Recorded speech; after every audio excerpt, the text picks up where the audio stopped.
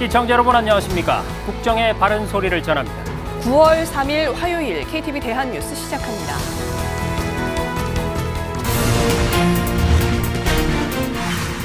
윤석열 대통령이 추석 명절을 앞두고 장바구니 물가 점검에 나섰습니다. 윤 대통령은 성수품 물량을 공급해 명절에 가까워질수록 가격이 안정될 수 있도록 노력하겠다고 강조했습니다. 올해 국군의 날을 임시 공휴일로 지정하는 안이 국무회의에서 의결됐습니다. 이와 함께 전세 사기 피해자를 지원하는 전세 사기 특별법 개정안 등 민생 법안들도 통과됐습니다. 올해 국군의 날을 임시 공휴일로 지정하여 국가 안보의 중요성에 대한 국민적 관심을 높이고 우리 국군의 역할과 장병들의 노고를 상기하는 계기로 정부가 내일부터 강원대병원과 세종 충남대병원, 이대 목동병원에 군의관을 추가 배치합니다. 또 충북대병원의 군의관에 충주의료원에 공보위를 배치할 계획입니다. 8월 소비자 물가 상승률이 2%대 초반으로 둔화하며 안정세를 이어갔습니다. 정부는 물가 안정 목표에 도달했으며 앞으로도 민생과 물가 안정에 주력하겠다고 강조했습니다. 첫 소식입니다. 추석 명절을 앞두고 윤석열 대통령이 장바구니 물가 점검을 위해서 민생 현장을 찾았습니다.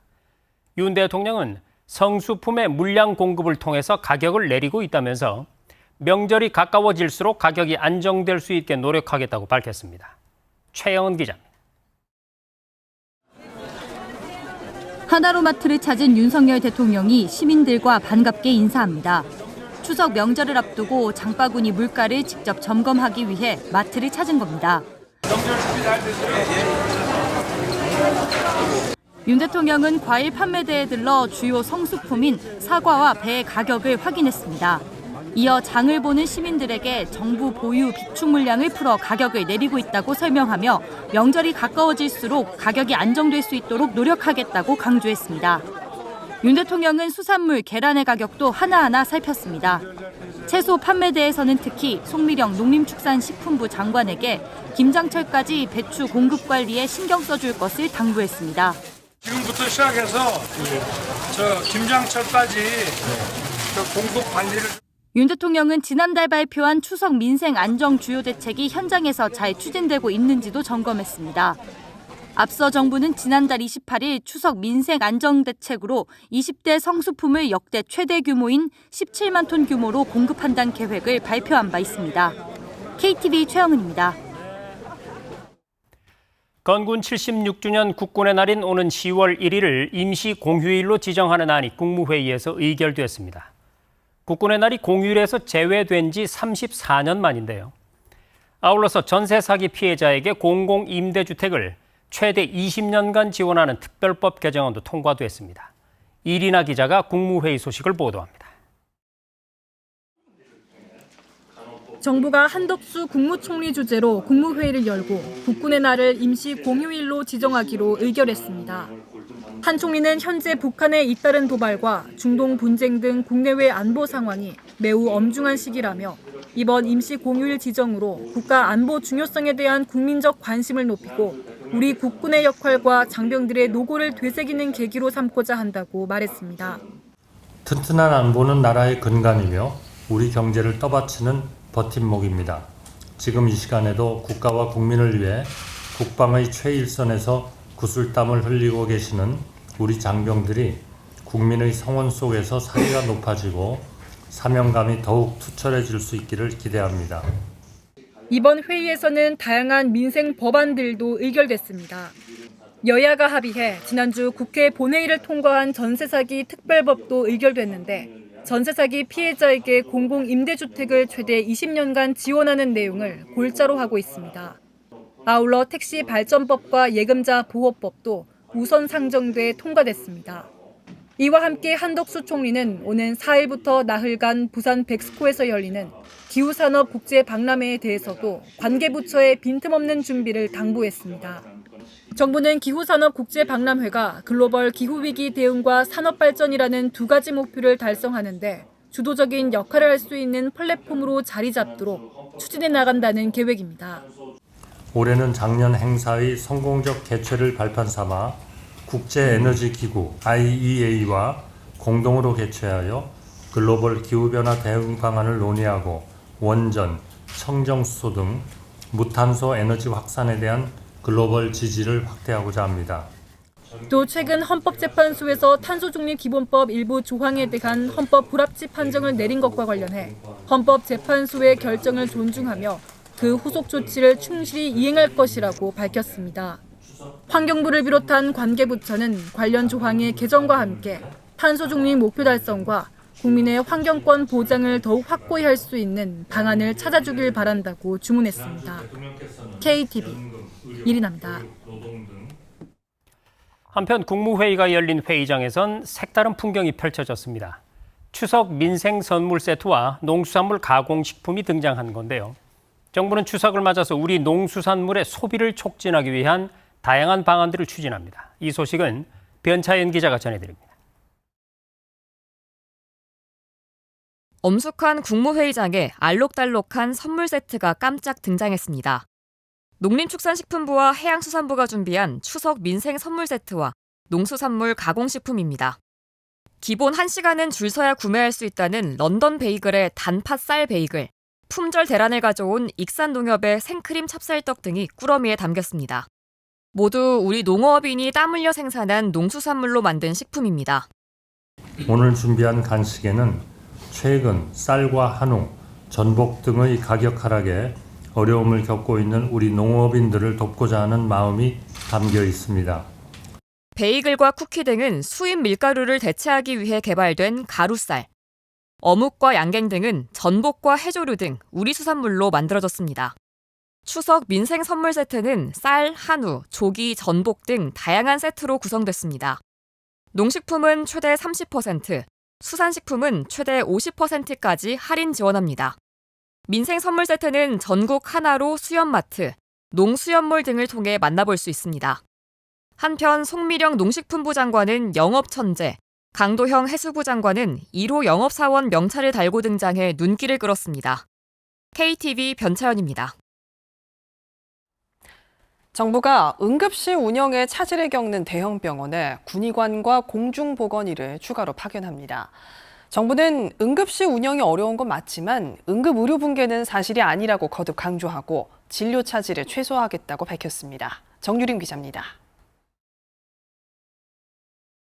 어려움은 있지만 운영을 완전히 중단할 계획은 없다. 현재 일부 대형병원의 응급실 운영이 단축된 가운데 정부가 사태 수습을 위한 구체적인 지원 계획을 거듭 밝혔습니다. 응급실 운영에 차질이 생긴 병원에 군의관과 공중보건의를 파견해 정상 가동을 지원합니다. 응급실이 조속히 정상 가동될 수 있도록 내일부터 강원대병원, 세종충남대병원, 이대 목동병원에 군의관을 추가 배치할 계획입니다.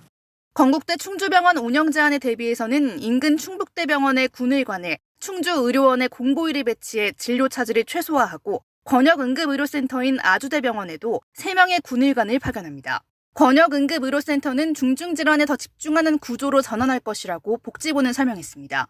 정부는 응급의료센터 역량 유지를 위해 건강보험 수가를 개선해 인력 유출을 방지하고 후속 진료 역량을 강화하겠다는 계획입니다.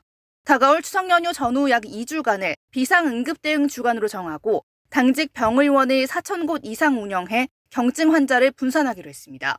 한편 정부는 하루 평균 응급실 내원 환자가 줄어들고 있고 응급의학과 전문의가 증가하는 점을 들며 응급의료 붕괴는 사실이 아니라고 재차 반박했습니다. KTV 정유림입니다. 지난달 소비자 물가 상승률이 2%로 3년 5개월 만에 가장 낮은 수준을 보이며 안정세를 이어갔습니다. 정부는 당초 잡은 물가 안정 목표에 도달했다고 보고 앞으로도 민생과 물가 안정에 주력할 것이라고 강조했습니다. 신국진 기자의 보도입니다. 통계청은 8월 소비자 물가지수가 114.54로 1년 전보다 2.0% 상승했다고 발표했습니다. 지난 2021년 3월 1.9%를 기록한 뒤 3년 5개월 만에 가장 낮은 수준입니다. 품목별로 보면 공업제품 물가가 1.4% 상승하며 전체 물가를 0.47%포인트 끌어올렸습니다. 석유류 물가는 0.1% 상승하면서 전달 8.4%보다 상승폭이 크게 줄었습니다. 농축수산물은 2.4% 올랐고 서비스 물가는 2.3% 오르며 전달과 같은 수준을 유지했습니다. 정부는 김범석 기획재정부 1차관 주재로 경제관계 차관회의를 주재하고 8월 소비자 물가 지수를 설명하며 물가 안정 목표에 도달했다고 평가했습니다. 3년 5개월 만에 최저치를 기록하며 물가 안정 목표에 도달했습니다. 앞으로 기상이변, 국제유가 불안 등 추가 충격이 없다면 소비자 물가는 2% 초반으로 안정될 전망입니다. 정부는 추석 성수품 물가에 대해서도 안정화될 것이라고 전망했습니다. 김 차관은 배추와 무는 지난주부터 가격이 하락하고 있다며 사과는 지난해 추석뿐만 아니라 평년보다 낮은 수준이라고 설명했습니다. 그러면서 배도 이번 주 햇배가 출하되면서 점차 안정화될 것이라고 덧붙였습니다. 경기 흐름에 대해선 수출 중심의 회복 흐름이 지속되는 등 긍정적 신호에도 불구하고 민생 여건이 여전히 녹록치 않다며 민생과 물가 안정에 주력하겠다고 강조했습니다. 정부는 긴장의 끈을 놓지 않고 내수 회복 가속화 등 체감 민생 개선과 물가 안정 기조의 확고한 정착을 위해 최선을 다하겠습니다. 한편 회의에서는 세 차례에 걸쳐 마련한 경제 형벌 규정 개선 과제도 점검했습니다. 정부는 현재 14개 과제의 법 개정을 완료했고 123개 과제의 법 개정안을 22대 국회에 제출했다고 설명했습니다. 올해 4차 개선 과제를 추가로 마련해 기업의 자유로운 경제 활동을 지속해 지원하겠다고 밝혔습니다. KTV 신국진입니다. 특히 지난주 발표한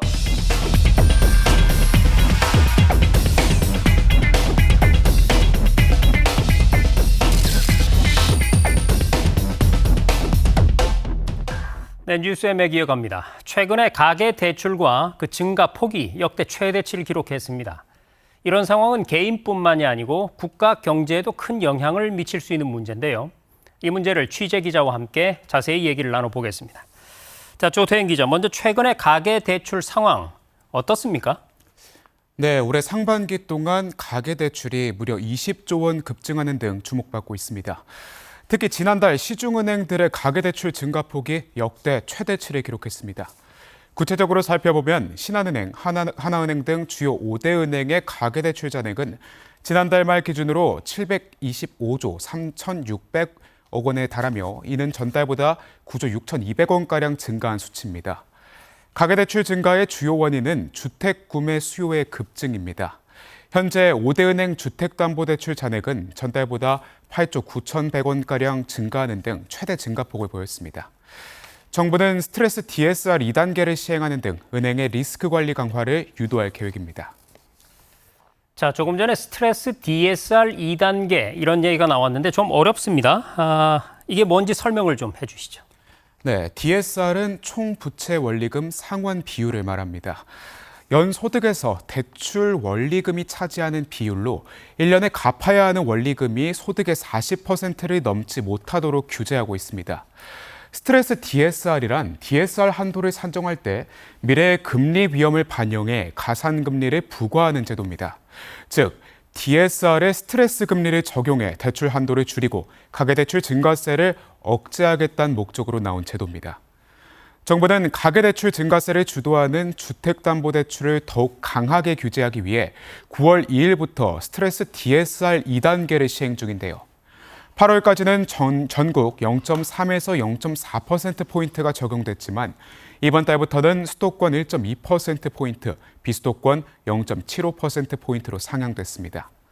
한편 시중은행들의 대출 문턱도 높아졌습니다.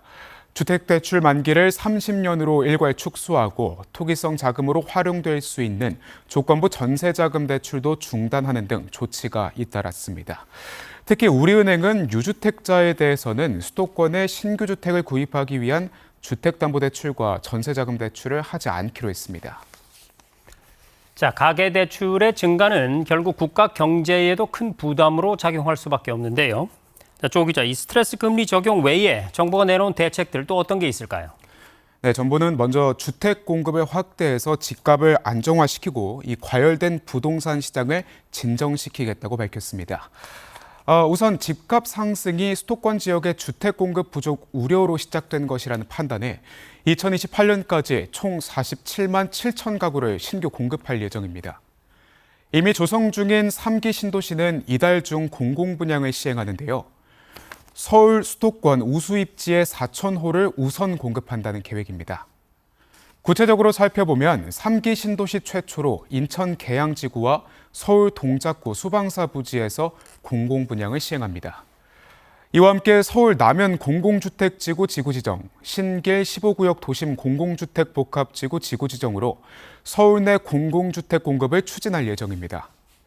추가로 오는 11월에는 서울과 수도권의 그린벨트 해제 지역을 발표하고 신규 택지 후보지를 발표할 전망입니다.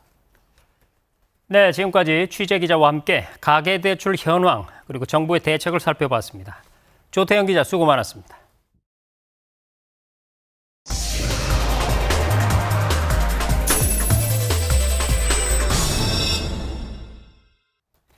집에서 아이를 양육하는 부모님들, 급한 일이 발생했을 때 아이를 맡길 곳이 없어서 난감할 때가 많습니다. 바로 이럴 때 쓸 수 있는 시간제 보육 서비스가 시행되고 있는데 부모님들의 만족도가 높아서 정부가 서비스를 더욱 확대하기로 했습니다. 박지선 기자입니다. 시간제로 어린이집 등을 이용할 수 있는 시간제 보육 서비스. 가정에서 아이를 양육하는 부모가 병원 진료나 단시간 근로를 하는 경우 하루에 필요한 시간만큼 아이를 맡길 수 있는 겁니다. 이용료는 시간당 5,000원으로 여기에 지원금이 제공돼 부모 부담은 2,000원에 불과합니다. 정부는 각 지역 어린이집이나 육아종합지원센터를 이용기관으로 지정해 시간제 보육을 도입했는데 부모들의 만족도는 높은 편입니다. 갑작스러운 일이 생겼을 때 부모들이 어디에다 아이들을 맡길 것인가를 고민을 많이 하잖아요. 돌봄의 공백 없이 기관에 맡길 수 있다는 그런 장점이 있고요. 부모님들이 이런 부분에 대해서 문의도 많이 오시고. 이처럼 시간제 보육 서비스에 대한 수요가 계속 늘어나면서 정부가 서비스 제공을 더욱 확대하기로 했습니다. 그동안 시간제 보육을 이용하는 아이들은 정규반과 분리돼 따로 반을 꾸렸는데 앞으로는 인원을 다 충족하지 못한 정규반에서도 시간제 보육이 가능하도록 바뀝니다. 이에 따라 지난달 기준 2,000여 개 수준인 시간제 보육반은 연말까지 300여 개 더 늘어날 전망입니다.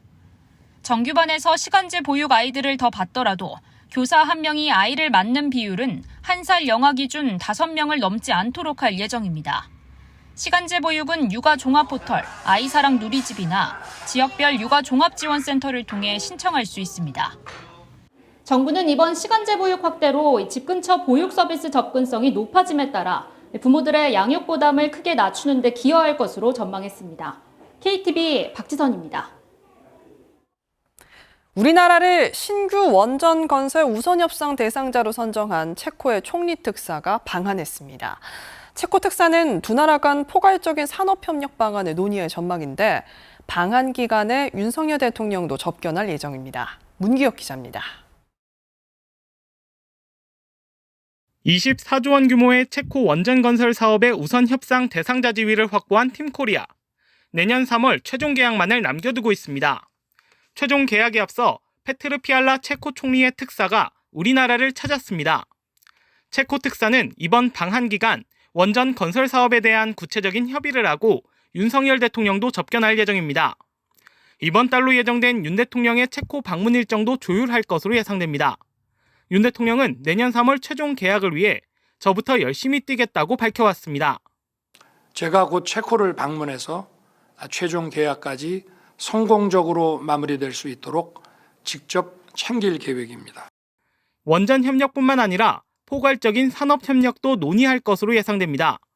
성태윤 대통령실 정책실장과 안덕근 산업통상자원부 장관을 중심으로 한 우리 특사단이 먼저 체코를 찾았는데 특사단은 전방위적 산업협력을 확대하자는 윤 대통령의 친서를 피알라 총리에게 전달했습니다.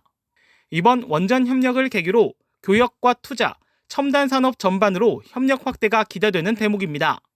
아울러 미국 원전 기업인 웨스팅하우스가 한국 수력 원자력의 원천 기술을 침해했다고 문제를 제기한 만큼 이에 대한 논의도 있을 것으로 전망됩니다. 한편 체코 특사는 윤석열 정부 외교안보 분야의 리베로 역할을 맡고 있는 장호진 외교안보 특별보좌관과 별도 만남도 가질 것으로 알려졌습니다. KTV 문기혁입니다. 윤석열 대통령이 오는 6일부터 1박 2일 일정으로 방한하는 기시다 후미오 일본 총리와 정상회담을 열 예정입니다. 대통령실은 양 정상이 양국 관계와 지역 국제 무대에서의 협력 증진 방안을 논의할 예정이며 상세 의제는 외교 경로를 통해 조율 중이라고 밝혔습니다. 두 정상은 지난해 3월 12년 만에 셔틀 외교를 재개했고 지금까지 모두 11번을 만났습니다. 지난해 말 우리나라로 망명한 리일규 전 주 쿠바 북한 대사관 정치 참사는 통일 지우기를 하고 있는 북한이 8.15 통일 독트린에 완벽한 무시로 일관하고 있다고 말했습니다. 또 평양 문화보호법 등 3대 악법에 대한 주민들의 반발심도 크다고 밝혔는데요. 김민아 기자가 보도합니다. 2024 한반도 국제포럼에 참석한 리일규 전 주 쿠바 북한 대사관 정치 참사. 북한이 통일 독트린에 무반응으로 일관하고 있는 건 북한이 시행하고 있는 통일 지우기 때문이라고 밝혔습니다. 완벽한 무시만이 이제 가장 최선의 선택이라고 간주를 했고 지금 그 통일을 지우겠다고 하는 시점에 이제 한국 정부가 이제 통일 독트린 내놨다 이걸 자꾸만 반박을 해봤자 주민들한테 그 손존하는 꼴밖에 안 되니까. 그러면서 이 8.15 통일 독트린이 북한 주민에 알려지게 되면 감흥이 클 거라고 말했습니다. 지난해 말 김정은 북한 국무위원장은 남북관계를 교전 중인 적대적 관계로 규정하고 조국 통일 3대 원장 기념탑을 철거하는 등 통일을 부정하고 있습니다. 리 참사는 북한 내 엘리트 계층뿐 아니라 주민들도 북한 체제에 대한 기대를 하지 않는다면서 80% 이상이 부정적 시선을 가지고 있다고 말했습니다. 다만 겹겹이 촘촘한 감시망과 처형으로 대표되는 공포 정치로 반항하기 어렵다고 덧붙였습니다. 주민들한테 미치는 영향이 굉장히 큽니다. 이게 사실 이 모든 법들이 주민들을 상대로 한다고 하지만 기본 청년들을 상대로 하는 그 법들이거든요. 이제 내 자식들까지 이렇게 못 살리겠냐라는 반발심이 자연적으로 주민들한테 생기게 된다고. 리 참사는 북한 체제 하에서 모든 주민이 김씨 일가의 노예로 살았다는 인식을 끊임없이 주지시키면서 북한의 변화를 가져올 수 있는 주체적인 역량으로 포섭하는 게 필요하다고 말했습니다. 한편 국제한반도 포럼은 2010년부터 통일부가 연례 개최해온 한반도 국제포럼을 8.15 통일 독트린의 취지를 반영해 발전시킨 1.5트랙 국제회의입니다. 통일부는 내년 회의를 확대 개최해 국제사회의 통일에 대한 지지를 결집할 방침입니다. KTV 김민아입니다. 외국에서 들어온 감염병이 순식간에 퍼졌던 상황, 우리도 여실히 경험했는데요. 이 같은 해외 유입 감염병에 대응하기 위한 모의 훈련이 인천국제공항에서 진행됐습니다. 윤현석 기자가 훈련 현장을 취재했습니다. 전 세계에 퍼진 감염병 펜24 인플루엔자. 인천공항에 도착한 항공기에 유증상 승객이 탔다는 신고가 접수됐습니다. 유증상 승객이 검역대에 도착하자 검역관은 침착하게 검역 절차를 진행했고 마스크 벗지 마시고 감염관리 유의 부탁드리겠습니다. 즉시 해외 감염병 신고센터로 안내했습니다. 뒤이어 도착한 유증상자 옆자리 승객이 불안함을 호소하며 검사를 요구하자 나 옆자리에 앉았는데 나도 검사 좀 해줘요 그러면. 승객의 불안함을 달래며 검역 절차를 안내합니다. 네, 옆자리 승객 때문에 많이 불안하셨죠? 저희가 증상이 있어서 일단 체온 체크 먼저 도와드리겠습니다. 실제와 같은 이 상황은 해외 유입 감염병에 대응하기 위한 모의 훈련입니다. 이번 훈련에는 질병관리청과 유관부서, 분당 서울대병원 등 민관이 모여 감염병 유입 대응 전 단계에 대해 기관별 역할과 대비 태세를 점검했습니다. 질병청이 정기적으로 검역 대응 모의 훈련을 실시하고 있지만 검역과 방역, 의료기관이 미지의 감염병 대응을 주제로 합동훈련을 진행한 것은 이번이 처음입니다. 특히 이번 훈련은 인천국제공항 제2여객터미널 확장에 맞춰 검역체계를 강화하기 위해 계획됐습니다. 인천국제공항공사에 따르면 오는 11월 제2여객터미널 확장 운영이 시작되며 연간 여객은 기존 7천만 명가량에서 1억 명으로 약 3천만 명 증가할 것으로 예상됩니다. 한편 이번 훈련의 연장으로 오는 24일 분당 서울대병원에서 검역 현장부터 권역 의료기관까지 이어지는 의료 대응 역량 점검 훈련이 이어집니다. 질병청은 모의 훈련을 통해 각 기관 간 협업 체계를 더 공고히 하고 신종 감염병 발생 시 대응 절차 개선 사항을 발굴함으로써 실제 상황이 발생할 경우 신속하고 유기적인 조치가 이뤄지도록 최선을 다할 방침입니다. KTV 윤현석입니다.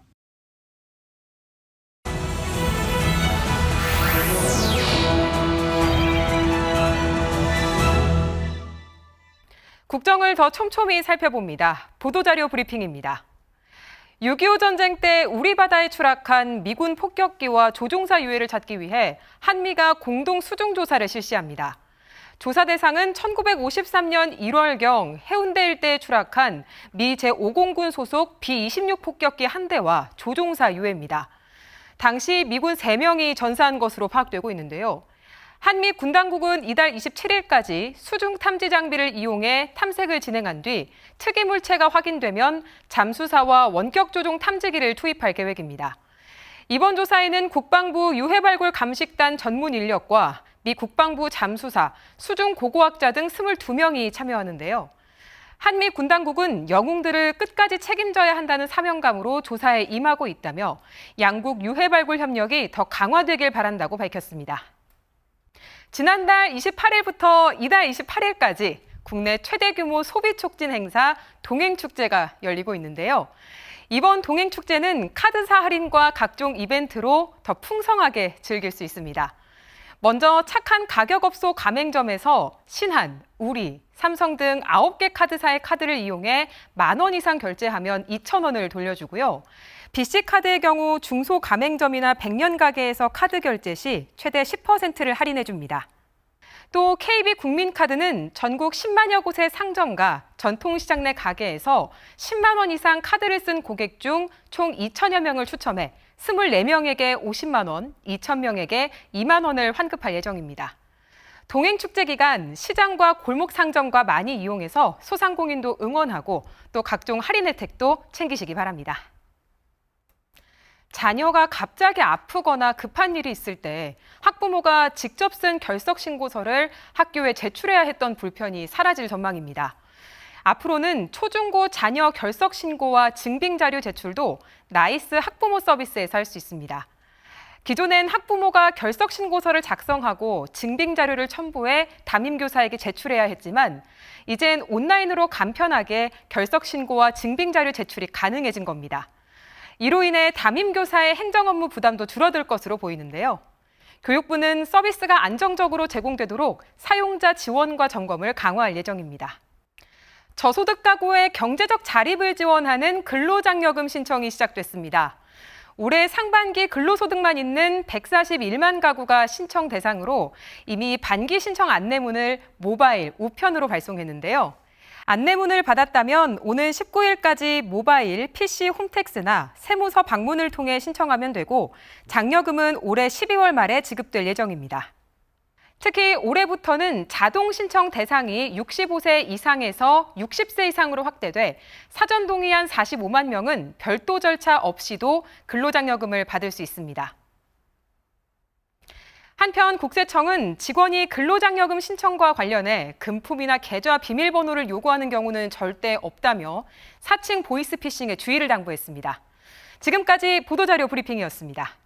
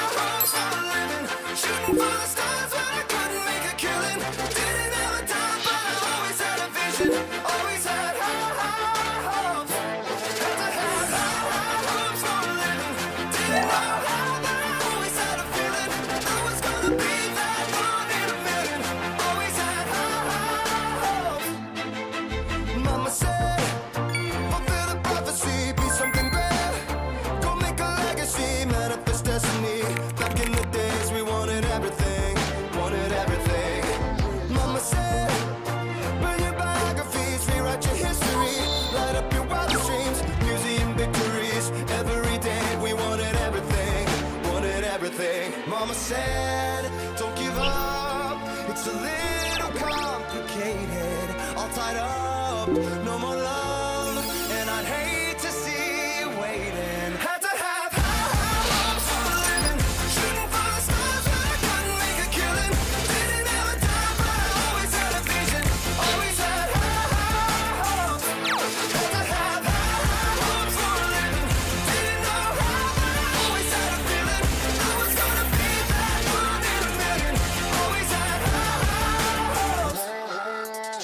Mama said, something for oddities, stranger cruises. Ain't ever wanna be the waiting the novelties that don't ever change. We wanted everything, wanted everything. Stay up on that rise, stay up on that rise, never come down. Oh, stay up on that rise, stay up on that rise, never come down. Mama said, don't give up, it's a little complicated, all tied up, no more love, and I'd hate to see you waiting. They say it's all been done, but they haven't seen the best of me. So I got one more run, and it's gonna be a sight to see. Had to have high hopes for a living, shooting for the stars when I couldn't make a killing. Didn't have a dime, but I always had a vision, always had high hopes. Had to have high hopes for a living, didn't know how, but I always had a feeling I was gonna be that one in a million. Always had high hopes. Had to have high hopes for a living, shooting for the stars when I couldn't make a killing. Didn't have a dime, but I always had a vision, always had high hopes. Had to have high hopes for a living, didn't know how, but I always had a vision.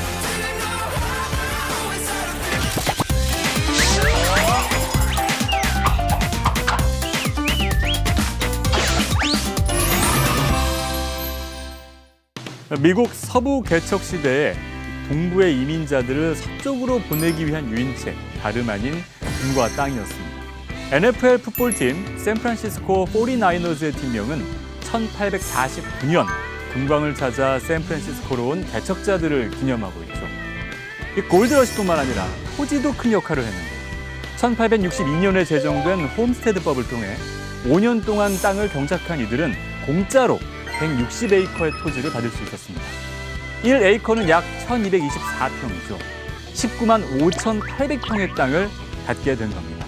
160년 전 유인책이 금과 땅이었다면 현재는 일자리로 바뀌었습니다. 지금도 미국에서는 많은 이들이 일자리를 찾아 도시를 옮겨 다닙니다.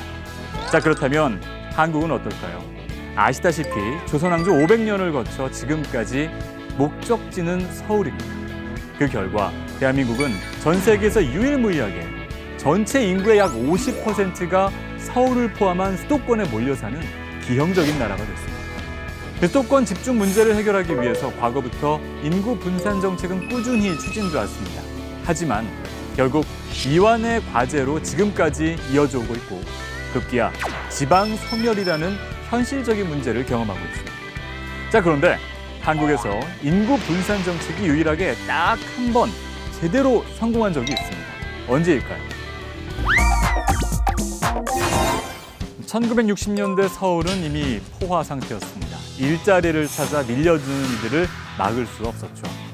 박정희 대통령은 대규모 강남 개발 사업을 진행합니다. 바로 1970년대 후반 강남 이주가 본격화됐는데요. 대한민국에서 유일하게 성공한 인구 분산 정책, 그 유인책은 교육이었습니다. 정부는 강북의 명문 고등학교를 강남으로 옮겼습니다.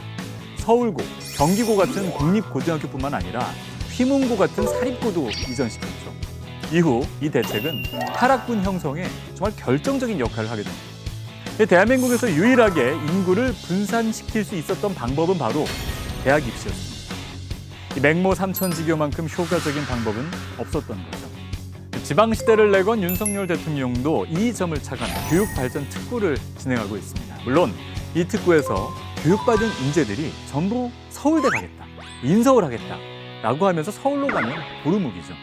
굳이 수도권으로 가지 않고 그 지역에서 좋은 일자리를 구해 가정을 이루고 또 생활하도록 하는 것, 이것이 가장 베스트겠죠. 결국 일자리도 중요한 하나의 축입니다. 일자리를 통한 인구 분산 정책이 시작된 건 노무현 정부였습니다. 공공기관을 각 지역으로 이전시키고 또 공공기관에 취업한 이들이 그 지역에 머물도록 혁신도시를 만듭니다. 하지만 그 결과는 여러분들이 잘 아실 겁니다. 그렇다고 효과가 전혀 없었던 건 아닙니다. 세종시만 하더라도 서울 출신의 공무원들 굉장히 많이 볼 수 있습니다. 다만 이 부처나 공공기관의 이전만으로는 역부족이었습니다. 결국 핵심은 민간 기업입니다. 최근 경기도 화성시의 사례에서 보듯이 기업의 효과는 상당합니다. 정부는 이를 위해 기회발전 특구를 활용하기로 했습니다.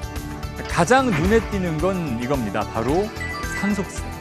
기회발전 특구로 본사를 이전하거나 창업하는 기업인에게는 상속세를 완전히 면제해 주기로 했습니다. 상호 출자제한 기업만 빼고 말이죠. 여기에 정부는 인력 양성 지원을 포함한 우대 방안도 검토하고 있습니다. 현재 기회발전 특구는 대전과 대구, 부산 등 8개 시도 23개의 지역입니다. 한덕수 국무총리는 지난 28일 기회발전 특구 8개 시도지사들과 만나 정부의 노력을 설명했는데요. 자, 지방시대, 인구 문제, 이 모든 것들은 실타래처럼 얽혀 있습니다. 대한민국이 다음 단계로 한 단계 도약하기 위해 반드시 해결돼야 하는 과제이니 봅니다. 지금까지 SN 뉴스였습니다.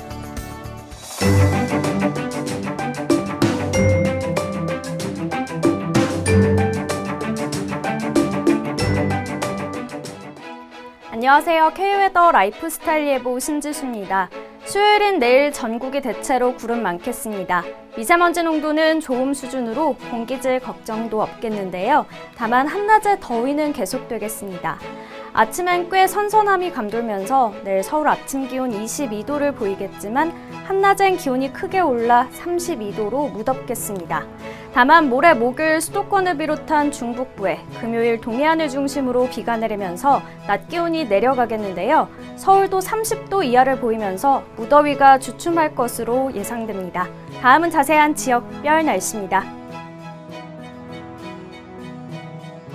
중부지방 아침 기온 서울 22도, 세종 19도로 시작해 낮에는 32도 보이겠습니다.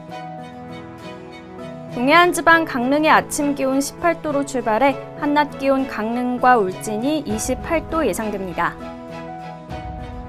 남부지방 광주의 아침 기온 22도, 대구 20도 보이면서 낮 기온은 광주와 대구 32도 예상됩니다. 내일 서해와 남해상은 흐리겠고 물결은 모두 잔잔하겠습니다. 목요일과 금요일 비가 내린 뒤 낮 기온이 다시 30도 이상 오르겠습니다. 날씨였습니다. 네, 앞서 전해드린 것처럼 건군 76주년을 맞는 다음 달 1일 국군의 날이 임시 공휴일로 지정됐습니다. 34년 만에 공휴일 지정인데 우리 군 장병들의 사기를 높이고 내수 진작 효과도 나타나길 기대해봅니다. KTV 대한뉴스 오늘 저희가 준비한 소식은 여기까지입니다. 시청해주신 여러분 고맙습니다.